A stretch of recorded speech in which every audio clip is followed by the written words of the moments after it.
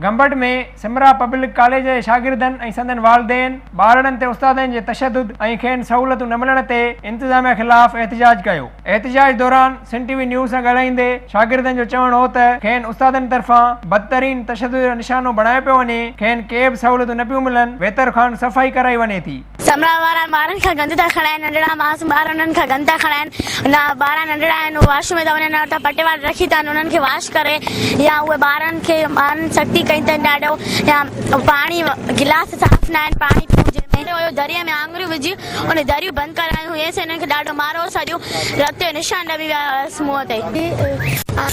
दरी बंदि कई एॾो रोम त बि मूंखे छॾनि डंडे सां ॿधी करे देखते मां कई डंडा आया हुयनि। हाणे असां मूंखे 3 ॾींहं बुखार थी पियो, मां स्कूल न आयमि। अॼु स्कूल गिदू था खणाइनि, पखा नथा हलनि, पाणी कान्हे, 3 ॾींहं बुखार हुयो।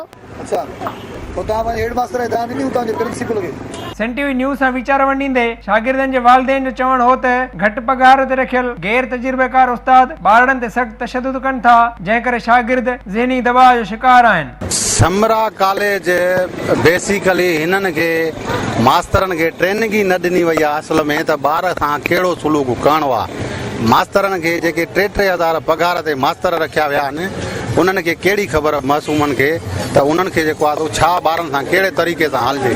पोइ ॿार जेको आहे भले थोरी घणी बि जेकॾहिं हरकत कंदो आहे ॿार, पर उनखे इन जो इहो मतिलबु न आहे त उहे एॾियूं ॿारनि खे सज़ाऊं ॾियनि। ॿारनि खे जेको आहे सो दरीअ में जे विथनि में आङुरियूं विझी करे उनखे बंदि करे दरीअ खे, ऐं ॿार भले चीटूं करे पर छॾींदसि कोन। डायरेक्टर कॉलेजिस प्राइवेट खां पुरज़ोर मुतालबो आहे त प्रिंसिपल समरा पब्लिक कॉलेज जे ख़िलाफ़ कानूनी कार्रवाई कई वञे त जीअं उन ॿियनि ॿारनि सां अहिड़ो ज़ुल्म न थी सघे जीअं हिननि ॿारनि सां हिननि ज़ुल्म कया आहिनि। वॾो ज़ुल्म कनि था पिया मास्तर जेको आहे या कॉलेज वारा जेका माना सुठो जेको आहे तमीज़ सां नथा अचनि, जंहिंमें ॿार तमामु जेको आहे कक थी विया आहिनि। शागिर्दनि ऐं संदन वालिदेन मुतालबो कयो त इंतिज़ामिया ख़िलाफ़ कार्रवाई करे खेनि सहूलियतूं फराहम कयूं वञनि। हाकिम भट्टी, सिंध टीवी न्यूज़, गंबट।